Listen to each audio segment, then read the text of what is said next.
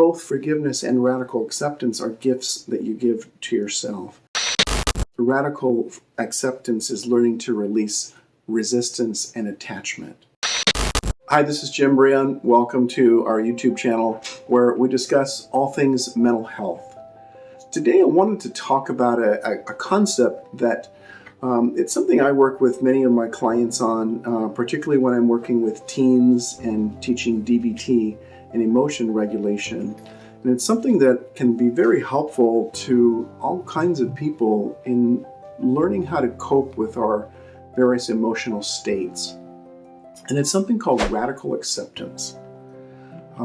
What that means is, well, acceptance, I think we all know what that means, that we just accept, something. Radical acceptance means that what we aim to do is to reduce our emotional suffering by accepting what is. It sounds a little too simple, but it really comes down to understanding the difference between pain and suffering.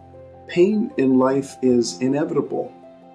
We all go through it. We have successes and failures. We lose status, jobs, we lose people, we lose loved ones. Things don't work out for us. And that's what we think of as pain. And to a great extent, suffering is optional. And suffering often comes from our resistance to what is that we cannot change.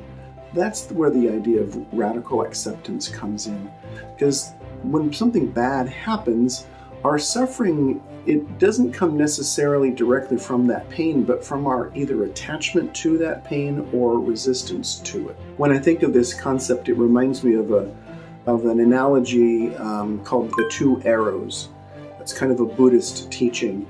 The idea is that the first arrow of pain can be like an arrow that's shot into you. When something bad happens, it's like, oh, that hurts.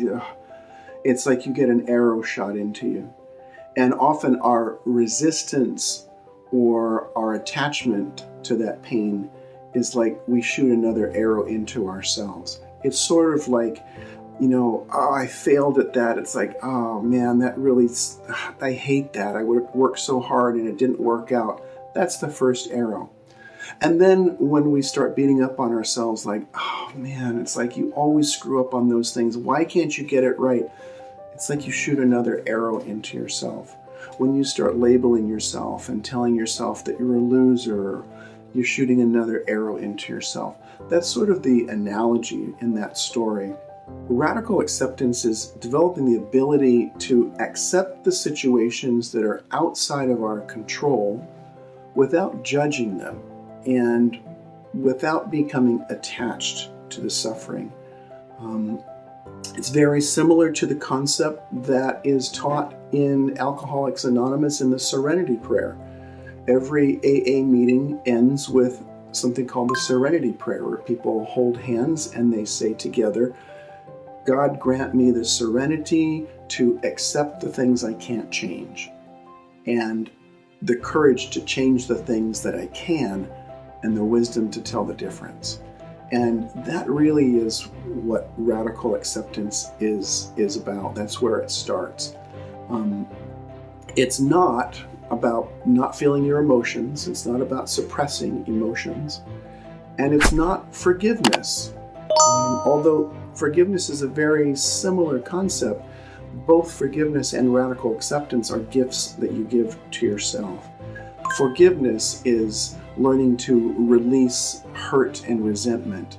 Radical acceptance is learning to release resistance and attachment. It's moving away from helplessness and being stuck in emotion mind or reasoning mind, and moving more towards a concept we think of as wise mind. And it's not an easy thing to practice. In fact, it's very difficult. And it does take willingness and it takes practice. But when you recognize that getting trapped into your emotions only adds to your suffering and pain, it causes more misery when we avoid or when we dwell, which brings up another concept out of Buddhism, that much of human suffering comes from our habit of getting trapped into cycles of aversion and clinging. Aversion meaning when I feel something I don't want to feel, I try to push it away. I try to pretend that's not happening. I don't see it. I don't feel it. Maybe I try to numb that experience by having a few drinks or smoking some cannabis, or maybe going online and watching porn, or maybe overeating. That's experiential avoidance. The clinging is when we get trapped in our emotional experience. It's also when we get stuck into ruminating about it, thinking compulsively about the thing that happened, and that causes more of our suffering. So there are definitely times when you want to practice radical acceptance, and that's when you can't fix or change what happened, when it feels unfair and you can't do anything about it.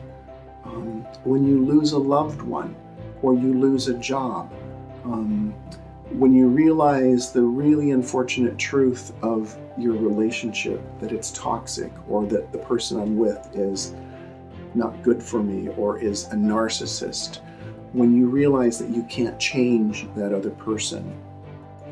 When you don't want to practice radical acceptance is when you're in danger. If there's interpersonal violence in a relationship or abuse, you don't want to just radically accept that. You need to do something to cope with it. And when you've done everything you can, you may need to leave that relationship. You don't radically accept workplace harassment or being bullied or being taken advantage of. You have to figure out first, do I have some control over this situation? And if you do, then you take steps to exercise whatever control you have. You don't practice radical acceptance when you're just too lazy or unmotivated or burned out. That's not the same thing. And you don't put up with disrespect in any time that the situation is dangerous. But when you look at a situation where you've done everything you can and you really can't do anything to change it, radical acceptance is really the healthy option. It doesn't mean that you agree, that you like it the way that it is, and it's not saying give me more of that. But it really is a chance to start to develop hope and accepting things as they are rather than fighting against reality. You know you're in a place of non-acceptance when you hear yourself saying things like, why is this happening to me? What did I do to deserve this? This isn't fair. This is horrible. I hate this. I can't deal with this. I can't accept this. I can't move past it. I shouldn't have to deal with it. Acceptance sounds more like I can get through this. I can accept the present moment as it is, and this too shall pass. I can choose a new direction even if it's difficult. I can't change the past. I can't change other people, and it's not about me. Radical acceptance is when you have something difficult in your life, you've done everything you can to change it. When you shift out of telling yourself over and over again how awful it is and how powerless you are, into, you know what, I don't like it the way that it is, and I can't do anything about it. And reality is what reality is. And that's how you start to move towards radical acceptance. They call it radical acceptance because the idea is that this is a new stance that you can take in life, that you can apply this to lots of different situations in your life. Radical acceptance is not an easy or a passive act. It's a conscious act, and it's intentional. And if you're not ready to practice radical acceptance right now, then maybe you just move towards the willingness to do so. Radical acceptance is something that's particularly helpful when you're dealing with things like grief. In fact, it's part of the stages of grief as we've come to understand them. When you can release the resistance to the injustice of it, or how much I don't want it to be this way, then you actually are free to practice grieving the loss rather than resisting it. And when we can accept, we can start to change and allow for healing and for feeling better. I hope the video is helpful, and if you have any questions or comments, I'd love to hear what you think in the comment section. I encourage you to like and subscribe, sign up for notifications so you can find out when we're putting out more new material, and I look forward to sharing with you more later. Take care.